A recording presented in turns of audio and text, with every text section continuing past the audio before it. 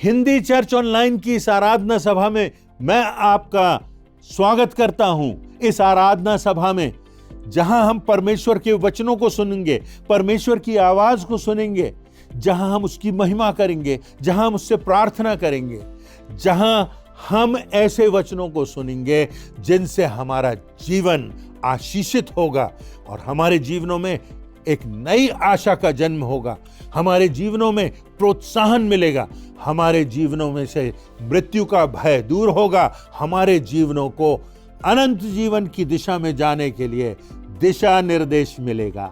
आइए हम सब मिलकर इस हिंदी चर्च ऑनलाइन की आराधना में पदार्पण करते हैं। आपका दिल से स्वागत है। परमेश्वर की करुणा से हमने पुनः एक और अवसर प्राप्त किया है कि हम एक साथ मिलकर उसकी स्तुति प्रशंसा कर सकते हैं और उसके वचन को सुन सकते हैं। तो आइए हम एक साथ मिलकर इस पूरी आराधना पर उसकी उपस्थिति और अगुवाई के लिए आशीष मांगे। आइए हम प्रार्थना करें।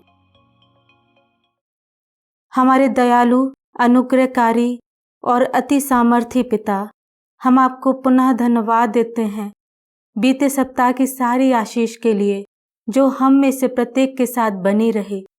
धन्यवाद देते हैं हिंदी चर्च ऑनलाइन की इस आराधना के लिए, जिसके माध्यम से हम एक साथ मिलकर आपकी स्तुति प्रशंसा कर सकते हैं और आपके वचन से सुन सकते हैं।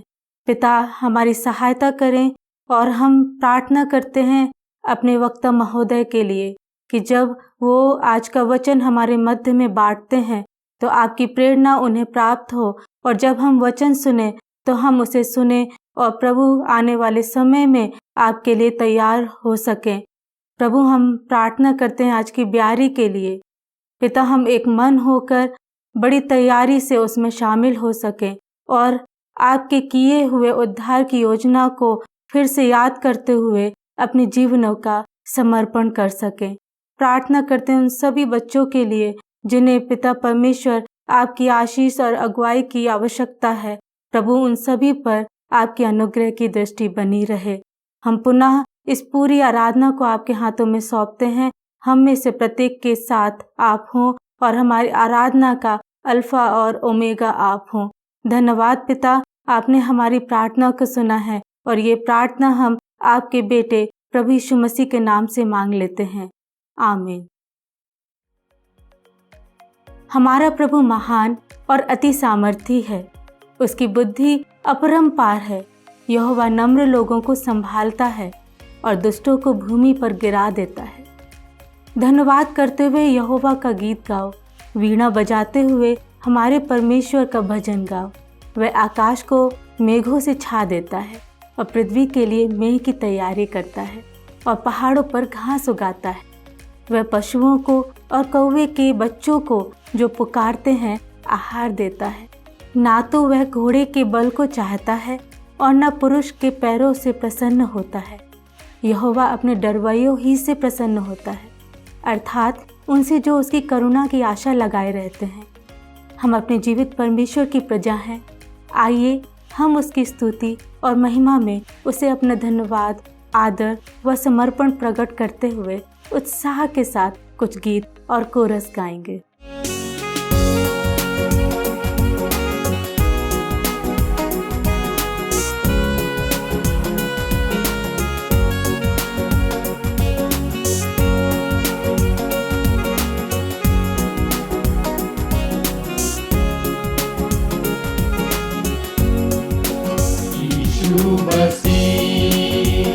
मेरे जैसा है कोई नहीं, तेरे चरणों में झुके आसमां और महिमा गाए ज़मीन।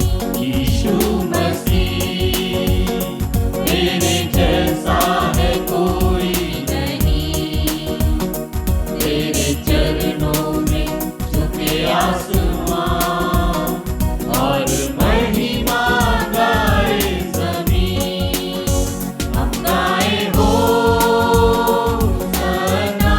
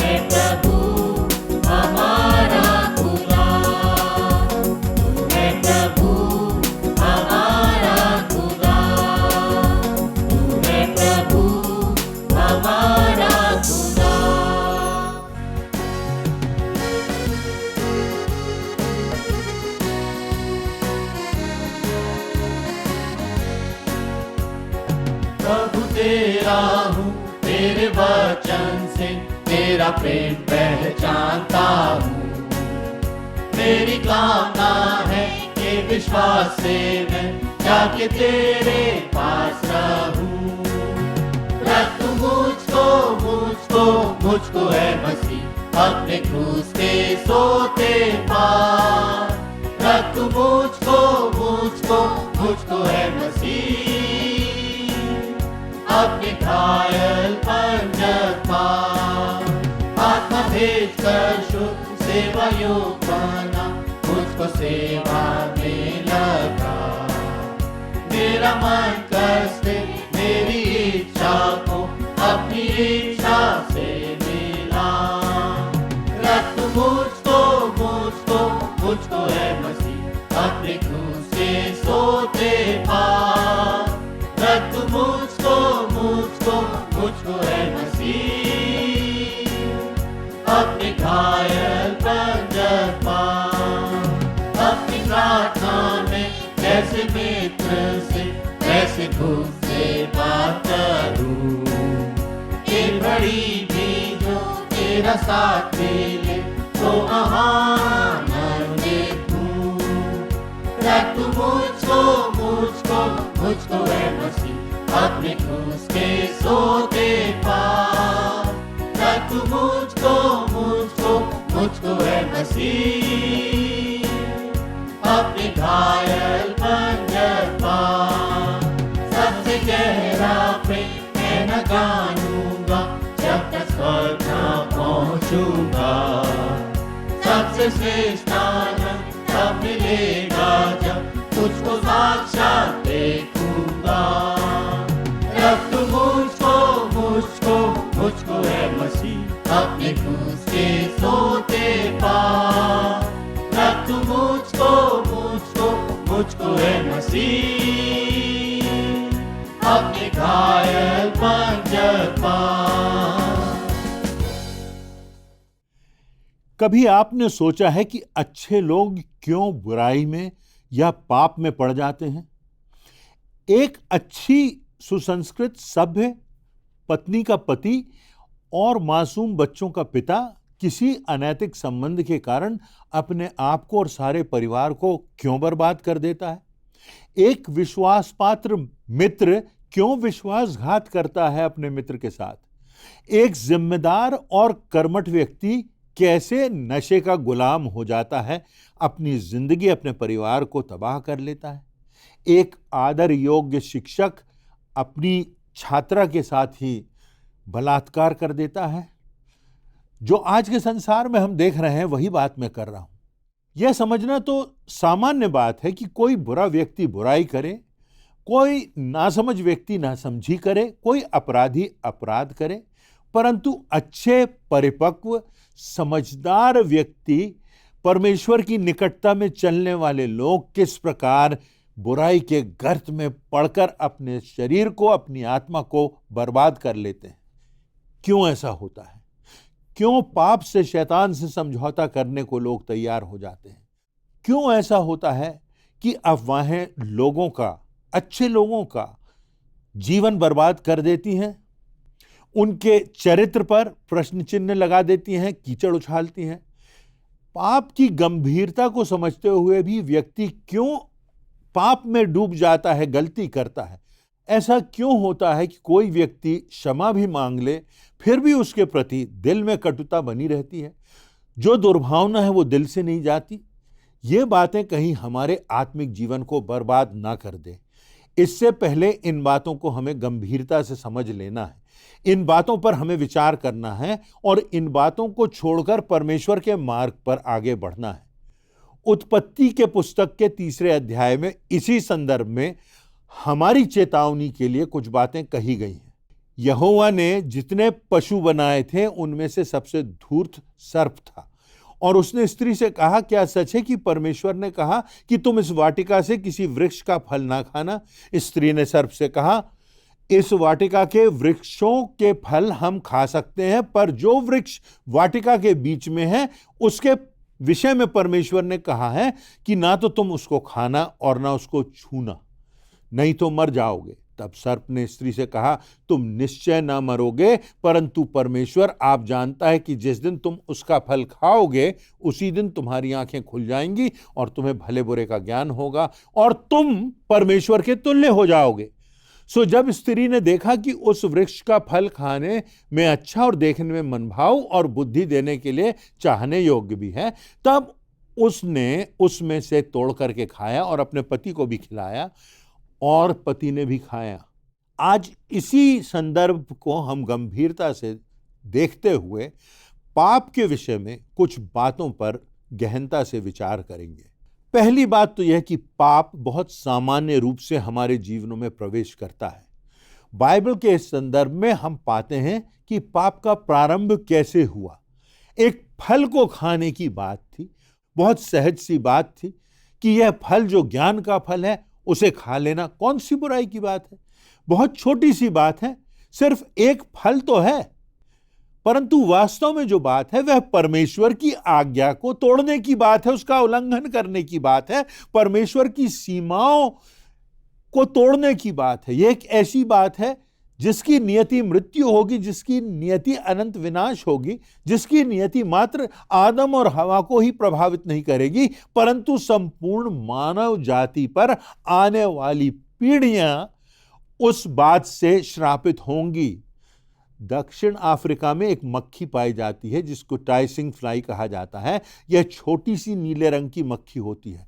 यह मक्खी अगर काट ले तो लगभग 120 सेकंड से भी कम में, 2 मिनट से भी कम में व्यक्ति की मृत्यु हो जाती है। एक छोटी सी बात लगती है कि मक्खी ने काट लिया, कोई जहरीला सांप नहीं है, कोई विशालकाय प्राणी नहीं है, एक छोटी सी मक्खी है, परंतु इस टाइसिंग फ्लाई के काटने से 2 मिनट के अंदर व्यक्ति का जीवन समाप्त हो जाता है। कहा जाता है कि इंटरनेट जानकारी का भंडार है, ज्ञान का स्रोत है। इससे सारी दुनिया से हम जुड़ सकते हैं, सारी दुनिया के विभिन्न विषयों की जानकारी ले सकते हैं, परंतु आज इंटरनेट गंदगी का भी उद्गम बन गया है। पोर्नोग्राफी से करोड़ों लोग ग्रसित हैं। यह घातक मानसिक बीमारी की बात है जिसकी गंभीरता को लोग समझ नहीं पाते। मनोवैज्ञानिकों का कहना है कि पोर्नोग्राफी में समस्या यह है कि इंटरनेट पर अश्लील चित्रों की देखने की इच्छा बढ़ती जाती है। जो कुछ आज आप देखने की इच्छा रखते हैं उससे ज्यादा देखने की कल इच्छा हो जाती है, और उसके बाद कुछ और उसके बाद कुछ और यहां असर खत्म नहीं हो जाता। उसके बाद कुछ गलत करने की इच्छा होती है, यहां तक की संभावना हो जाती है कि व्यक्ति हत्या तक कर सकता है। यह बात मात्र अश्लील चित्र देखने तक की नहीं होती, परंतु उसके साथ साथ गंभीरतम अपराध करने की प्रवृत्ति का जन्म हो जाता है। दूसरी तरफ वीडियो गेम्स को देख लीजिए। आज ऐसे वीडियो गेम्स बाजार में आ गए हैं जिनसे गंभीर अपराध करने की प्रवृत्ति बच्चों के हृदय में जन्म ले लेती है, जिनसे बच्चों में हत्या करने के लिए भी उनका मानस पटल तैयार हो जाता है। पिछले दिनों अखबारों में आपने अनेक ऐसी घटनाओं का जिक्र पढ़ा होगा जहां वीडियो गेम्स खेलने से मना करा गया और बच्चों ने या तो आत्महत्या कर ली या माता पिता और भाई बहन तक की हत्या कर दी। उत्पत्ति के 3 अध्याय में हम देखते हैं कि पाप की जो शुरुआत है वह सिर्फ एक फल खा लेने की बात है, बस सिर्फ एक साधारण सी बात है। परंतु इन साधारण बातों के प्रति यदि हम सजग नहीं रहेंगे तो यह हमारे जीवनों को, हमारे परिवारों को, हमारे आगे आने वाली पीढ़ियों को बर्बाद कर सकती हैं।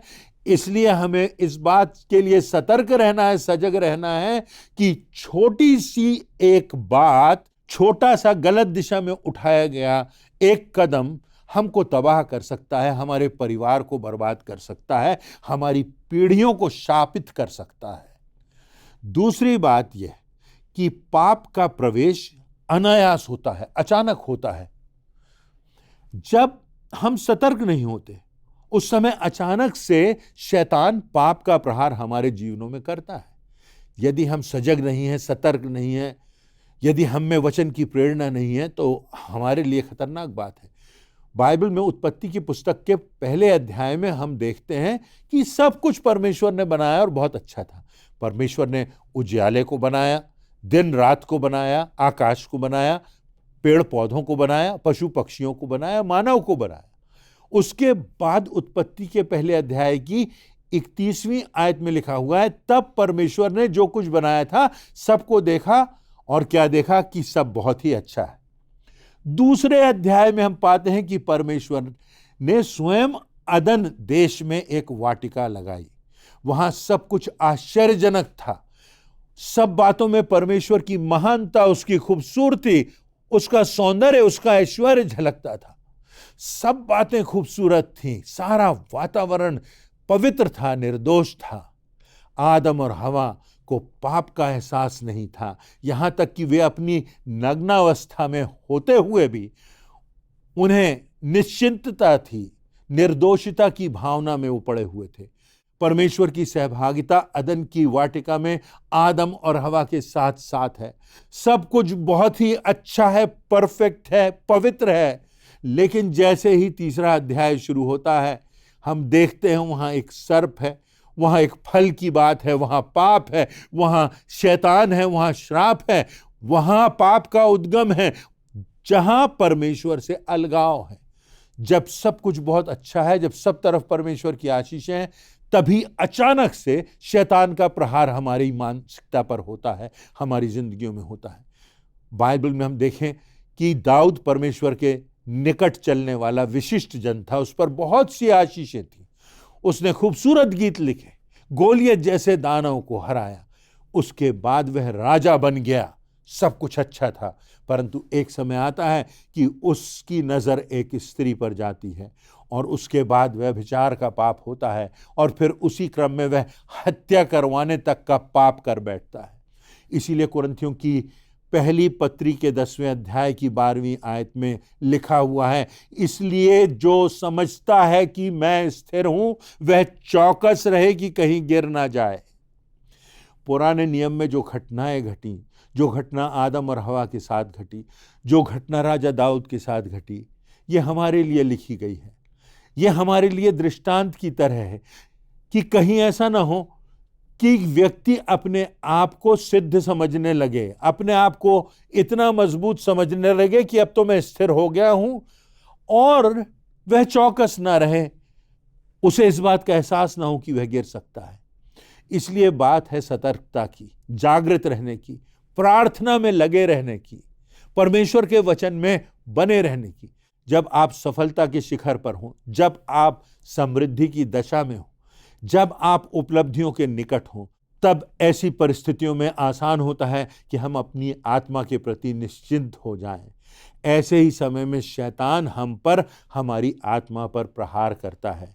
इसलिए यदि हम समझते हैं कि हम तो अब परिपक्व हो गए हैं, वचन कहता है जो ऐसा समझता है वह सतर्क हो जाए कि कहीं गिर ना जाए, क्योंकि शैतान के द्वारा पाप का प्रहार अचानक से ऐसी परिस्थिति में होता है। तीसरी बात यह है कि वचन से दूर होना पाप को प्रवेश देने का निमंत्रण होता है। जब हमारे जीवनों में परमेश्वर के वचन की प्राथमिकता नहीं, जब हमारे जीवन में परमेश्वर के वचन के प्रति गंभीरता नहीं, वहां पाप आसानी से हमारे जीवनों में प्रवेश कर जाता है। उत्पत्ति के पुस्तक के 3 अध्याय के पहले पद में हम पाते हैं, शैतान सर्प के रूप में आता है और हवा से कहता है कि क्या सच है कि परमेश्वर ने कहा तुम इस वाटिका के किसी वृक्ष का फल न खाना? कई बार हमें लगता है कि वचन में ऐसी बातें लिखी हैं जिन्हें कर पाना हमारे लिए बहुत कठिन है, लगभग असंभव है। आज के संसार में व्यवहारिक रूप से ये बातें संभव नहीं है। वचन में लिखा है कि पवित्र बनो जैसे तुम्हारा स्वर्गीय पिता पवित्र है। यह कैसे संभव है? यह कैसे संभव हो सकता है कि हम अपने दुश्मनों के लिए प्रार्थना करें, जो हमें अपशब्द कहते हैं हम उन्हें आशीर्वाद दें? यह कैसे संभव है? वचन में लिखा है हर एक निकम्मी बात जो हमारे मुख से निकलेगी उसका लेखा हमें देना होगा। उसी बात के आधार पर हम धर्मी अधर्मी ठहराए जाएंगे, उसी बात के आधार पर हमारे स्वर्ग और नरक जाने का निर्णय होगा। परंतु ऐसा कैसे संभव है कि कोई निकम्मी बात हमारी मुंह से ना निकले? वचन में लिखा है कि कोई दाहिने गाल पर थप्पड़ मारे तो दूसरा भी फेर दे। ये कैसे संभव है? आज के संसार का सिद्धांत तो यह है कि कोई एक थप्पड़ मारे तो हमें उसको धराशायी कर देना है, तभी सिद्ध होगा कि हम कुछ हैं, हमारी कोई अहमियत है, हमारी कुछ औकात है। ये बातें अच्छी हैं, परंतु कहां तक नियंत्रण करें? हम सब क्या कर सकते हैं? हम तो कमजोर मनुष्य हैं। इसी कारण हम गलती करने के बाद क्षमा मांग लेते हैं और बार बार गलतियों को दोहराते जाते हैं। परंतु जब हम वचन के प्रति गंभीर नहीं होते, तब परमेश्वर के द्वारा दिए गए मापदंड के प्रति हमारे जीवनों में गंभीरता नहीं रह जाती, वहां पाप हमारे जीवनों में प्रवेश कर जाता है। इसी विषय से जुड़ी एक और बात वचन की प्राथमिकता की है। हम में से कितने हैं जो प्रतिदिन बाइबल पढ़ते हैं, वचन को पढ़ते हैं? हम में से कितने हैं जो परमेश्वर की निकटता में चलते हैं? हम में से कितनों को लगता है कि हमको प्रतिदिन प्रार्थना करना है, वचन को पढ़ना है? परंतु यदि हमारे जीवनों में वचन जीवंत नहीं होता, वचन फलवंत नहीं होता, हमारे जीवनों में उसका कोई असर नहीं होता, हमारे जीवनों में परिवर्तन नहीं आता, हमारे जीवनों में पश्चाताप नहीं होता, हमारे जीवनों से बुराइयां दूर नहीं होती, तो हमें पता भी नहीं चलेगा कि कब परमेश्वर का हाथ हमारे ऊपर से उठ गया है।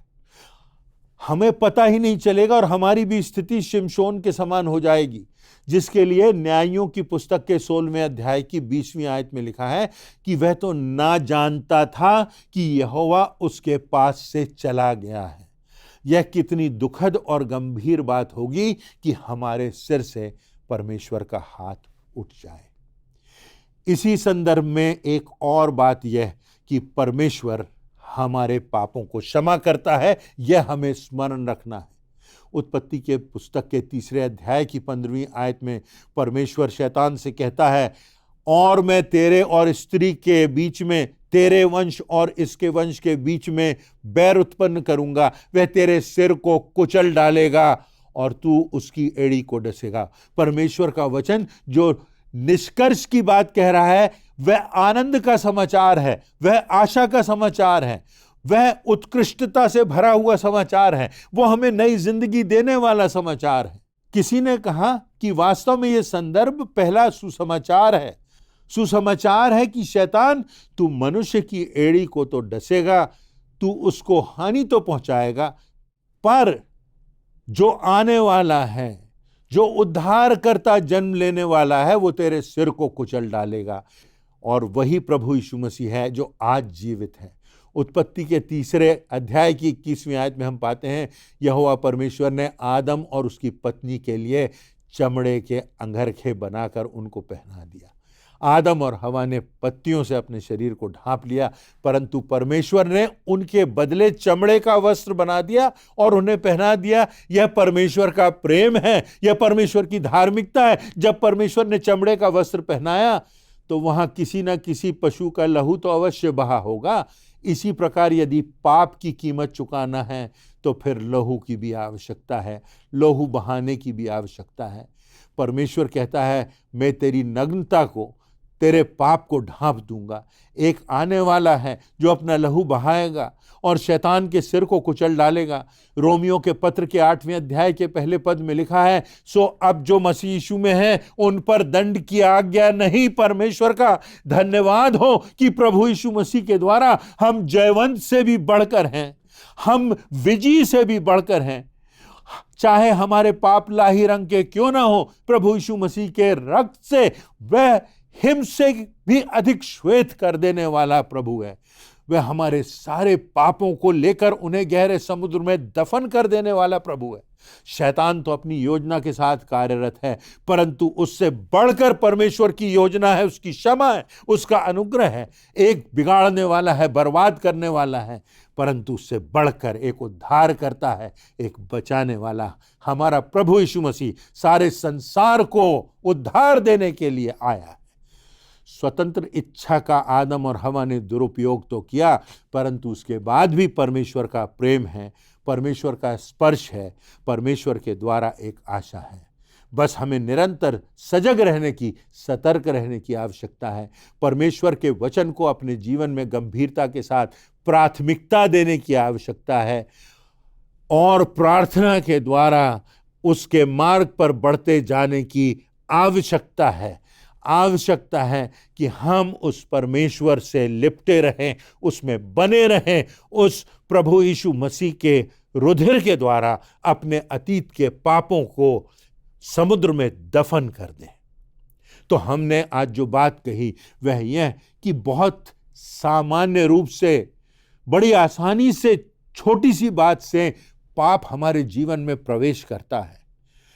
फिर हमने यह भी देखा कि अचानक से पाप का प्रवेश हो जाता है और उससे हमारा जीवन शापित हो जाता है।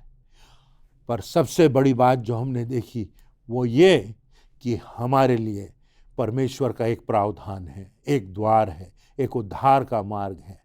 उद्धारकर्ता मेरे और आपके लिए है हमारा प्रभु यीशु मसीह। आइए उसके आमंत्रण को, उसके निमंत्रण को हम समझें, उसके लहू की बहुमूल्यता को हम समझें, ये जाने कि पाप के द्वारा इस संसार में विनाश तो आया, परंतु उससे बढ़कर परमेश्वर का अनुग्रह है, उससे बढ़कर प्रभु यीशु मसीह का रक्त है जिसके द्वारा हमें पापों की क्षमा मिलती है, उससे बढ़कर प्रभु यीशु मसीह का पुनरुत्थान है जो हमें इस बात की निश्चितता देता है कि मृत्यु के बाद हमारे लिए एक अनंत जीवन है, एक ऐसा जीवन है जो हमेशा का है, जहां परमेश्वर का राज्य है, जहां कोई अंत नहीं, जहां प्रेम है, जहां संपूर्णता है, जहां स्वयं परमेश्वर निवास करता है। आज प्रभु यीशु मसीह मुझको और आपको बुला रहा है, निमंत्रण दे रहा है अपने वचन के माध्यम से। ये हमारी स्वतंत्र इच्छा पर निर्भर करता है कि हम उसे अवसर देंगे, उसको अपने हृदय में ग्रहण करेंगे और परमेश्वर के उस उपहार को धन्यवाद के साथ ग्रहण करेंगे जिसके द्वारा हमें क्षमा मिलती है, जिसके द्वारा हमारा जीवन सार्थक होता है और मृत्यु के पार हमें एक अनंत का जीवन मिलता है। उसी प्रभु यीशु मसीह के नाम में मैं आपको नमस्कार करता हूं और परमेश्वर को धन्यवाद देता हूं कि हम सब ने परमेश्वर के चरणों के पास बैठकर उनके जीवित वचनों की व्याख्या को सुना है, उसकी आवाज को सुना है, उसके आमंत्रण को सुना है। परमेश्वर के आमंत्रण को हम स्वीकार करें धन्यवाद के साथ, प्रार्थना के साथ। परमेश्वर आप सबों को आशीष दे।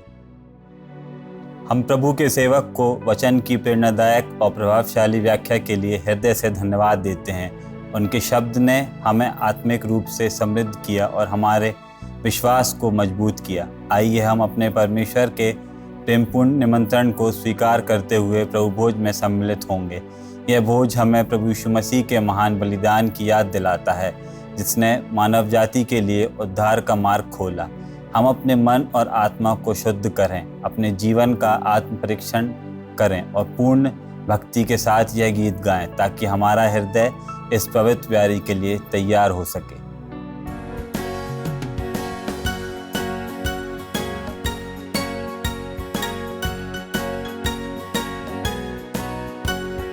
मेरे पाप क्या धोएगा प्रभु यीशु ख्रीस्त का लहू, मुझे शुद्ध क्या करेगा प्रभु यीशु ख्रीस्त का लहू।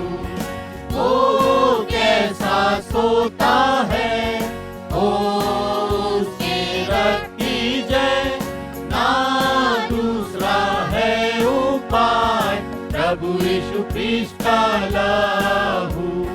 क्या दे सकता निर्मलता प्रभु यीशु ख्रीस्त का लहू। कारण क्या है क्षमा का प्रभु यीशु ख्रीस्त का लहू।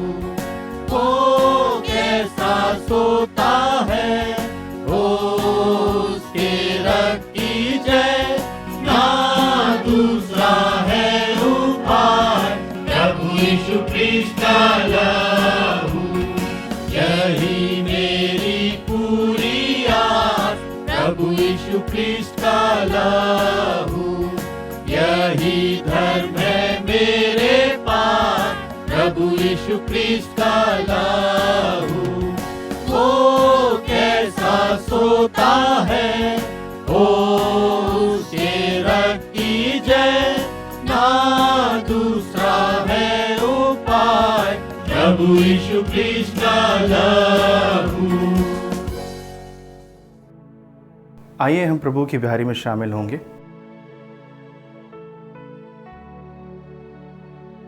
प्रभु यीशु ने जिस रात वह पकड़वाया गया, उसने रोटी ली और धन्यवाद करके उसे तोड़ी और कहा, ये मेरी देह है जो तुम्हारे लिए है, मेरे स्मरण के लिए यही किया करो। इसी रीति से उसने ब्यारी के पीछे कटोरा भी लिया और कहा, ये कटोरा मेरे लहू में नई वाचा है, जब कभी पियो मेरे स्मरण के लिए यही किया करो। क्योंकि जब कभी तुम ये रोटी खाते और इस कटोरे में से पीते हो तो प्रभु की मृत्यु को जब तक वह न आए प्रचार करते हो। आइए हम प्रार्थना करें। सर्वशक्तिमान परमेश्वर पिता, आपके वचन के ऊपर हम चलना चाहते हैं, आपके जैसे बनना चाहते हैं। हमारी मदद और सहायता करिए। जब हम इस ब्यारी में शामिल होते हैं, अपने पापों से पश्चाताप करते हुए आपके करीब आ सकें और आपके नाम का प्रचार करने वाले बन सकें। हमारी मदद और सहायता करिएगा। इस प्रार्थना को यीशु मसीह के नाम से मांगते हैं, आमीन। जिनने भी प्रभु यीशु मसीह के नाम का बपतिस्मा लिया है वो इस ब्यारी में शामिल हो सकते हैं।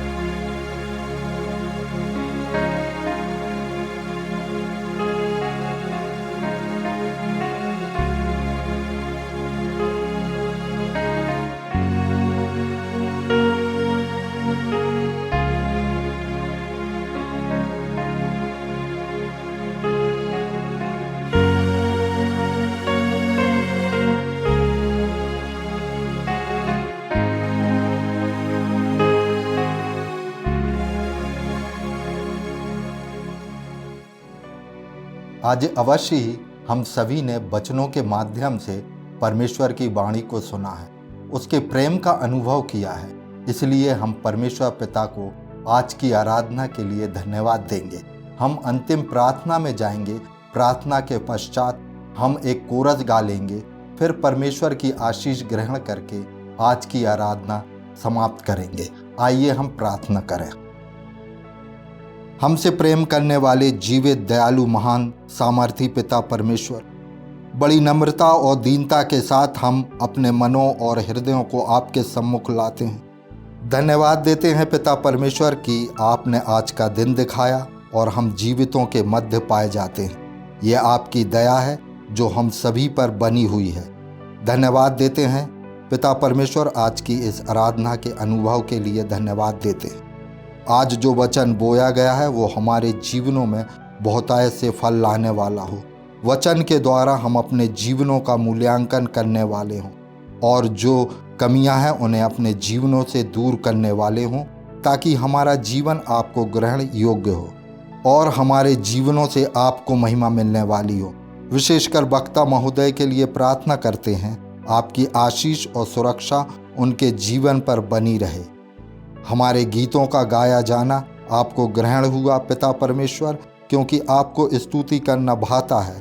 पिता परमेश्वर, हम धन्यवाद देते हैं कि हम प्रभु की मेज में शामिल हो सके। पिता, आपने हमें पापों की क्षमा दी, हमें छुटकारा दिया।